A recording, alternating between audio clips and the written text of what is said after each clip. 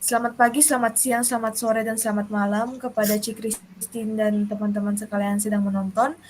Sebelum kami memulai presentasi kami mengenai implementasi dan setting dari AWS SageMaker, izinkan kami memperkenalkan diri terlebih dahulu. Saya Giska Klaudiayani dengan NIM 672023-205. Saya Fiona Evelyn Luther dengan NIM 672023-195. Saya Briliansyah Sadewasaan Mugendo dengan NIM 672023-208. Dan saya Andriani Nugraha dengan NIM 672023-173. Nah, langsung saja kita masuk ke cara setting dan implementasi dari AWS SageMaker-nya. Kepada teman saya, Andreoni Anugrah, dipersilakan. Baik, untuk implementasinya secara langsung, kita bisa yang menyiapkan dulu SageMaker-nya. Kita bisa sebenarnya cari langsung di Google. Untuk Amazon, saya tulis Amazon SageMaker. Di sini kita bisa langsung melihat ada Amazon SageMaker di atas ini. Itu bisa kita klik.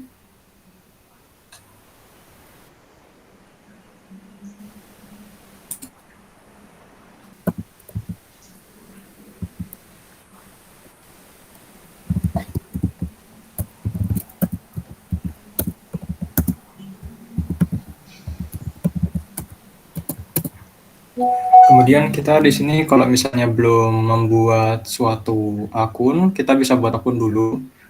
Kemudian jika akun sudah terbuat, kita bisa langsung masuk ke sign in to console.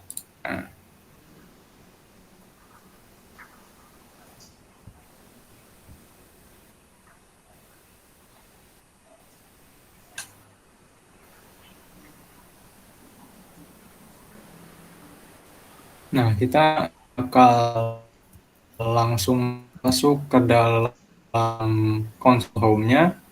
Di sini ada banyak widget yang bisa atur sesuai kebutuhan kita. Kayak apa yang kita mau, dari mulai apa yang kita gunakan, dari usage dan cost, solution atau hal index or security dan lainnya, yang kita bisa atur diri. Terserah kita mau widgetnya seperti apa. Namun karena ingin fokus ke SageMaker, kita langsung saja buka SageMaker AI di search bar. SageMaker AI. Nah, ini Amazon SageMaker. Kita bisa langsung pencet saja.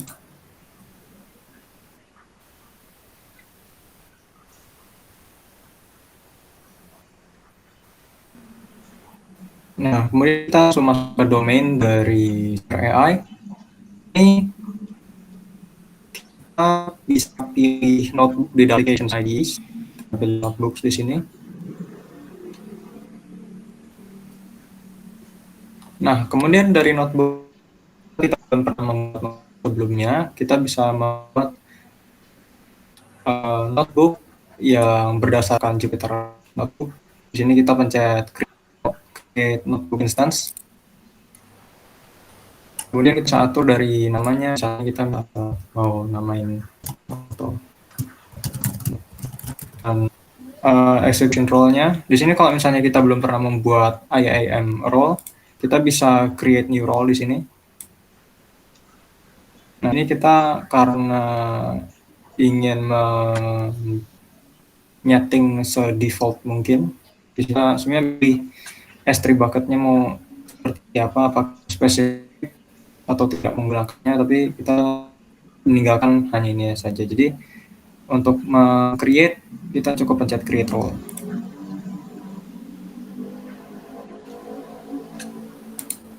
Namun karena saya sudah pernah membuat role sebelumnya, ini nanti akan ada tulisan sukses you create an IAM role. Di sini sebenarnya juga bisa menyeting root access-nya, apakah enable atau disable. Sudah ada penolongnya juga, maksudnya kayak guide-nya, apa yang terjadi misalnya kita enable, apa yang di disable. Kemudian dari networking, Git repositories dan teksnya itu bisa diatur juga. Namun kita tinggalkan seperti ini saja. Setelah kita setting, itu kita bisa pencet create notebook instance untuk membuat instance dari notebooknya. Nah, di sini sebelum kita menggunakannya itu nanti statusnya pending dulu. Kita menunggu sekitar 5 menit hingga notebooknya bisa digunakan atau in service. Nah, karena saya sudah pernah membuat notebook sebelumnya, maka saya langsung saja open Jupyter. Nanti jika statusnya itu sudah in service, itu bisa open Jupyter atau open Jupyter Lab. Nah, kita tidak memakan banyak waktu, langsung saja kita buka instance dari notebook yang sudah saya buat.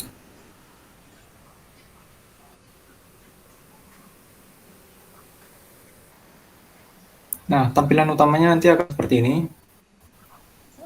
Kita misalnya mau membuat satu notebook baru, kita bisa di new sini, kita bisa menggunakan integrasi TensorFlow, PyTorch, SparkMagic, atau misalnya kita mau pakai R, bisa, atau kita mau edit terminalnya atau langsung masuk ke konsol, itu pun bisa. Namun untuk Python, untuk IPython Notebook itu biasanya menggunakan Conda Python 3. Jadi nanti kalau misalnya mau membuat, kita langsung saja pencet ini, nanti untitled notebooknya langsung terbuat. Nah, kita langsung redirect masuk ke dalam notebook baru saja dibuat. Tampilannya nanti seperti ini. Ini nanti kita bisa langsung tulis hal yang atau membuat apapun yang kita inginkan. Misalnya di sini saya mau tulis hello world di sini. Langsung hello world di sini. Kemudian untuk contoh implementasinya, saya di sini sudah mengambil machine learning mengenai iris prediction.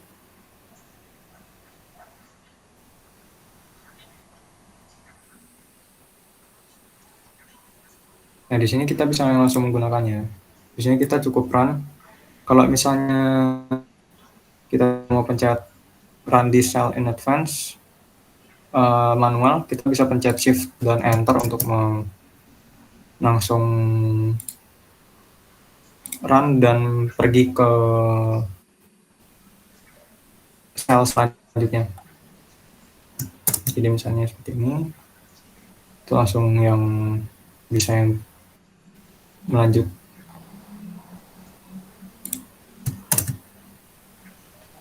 Nah, dapat dilihat ini sudah bisa digunakan.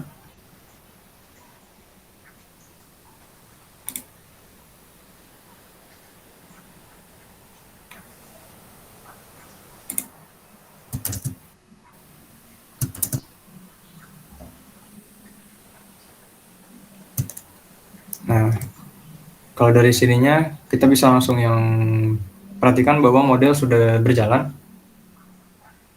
Model dari logistic regression, linear discrimination analysis, decision tree, Gaussian, Bayes, dan SVC itu semua sudah bisa berjalan di sini untuk melakukan prediksi-prediksi. Nah, bisa dilihat juga setelah di run hasilnya pun langsung muncul di sini. Dan jika kita ingin menampilkan comparison-nya juga bisa langsung terlihat di sini. Untuk implementasi dari SageMaker untuk digunakan sebagai tempat untuk melakukan machine learning seperti itu. Untuk dari saya cukup itu saja. Oh ya, untuk contoh lainnya juga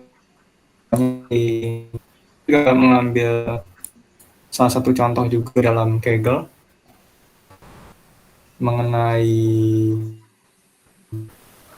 student habits versus academic performance. Di sini kalau misalnya kita sudah yang menyusun cukup, kita sebenarnya cukup langsung mencet kanal juga.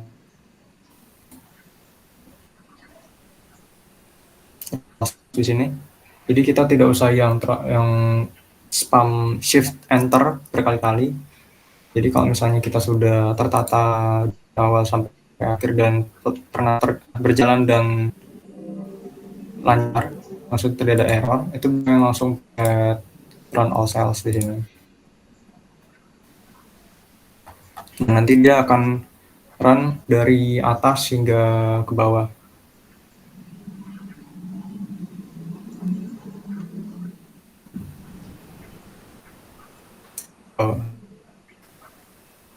Nah, di sini kita bisa lihat juga untuk beberapa model dari linear regression dan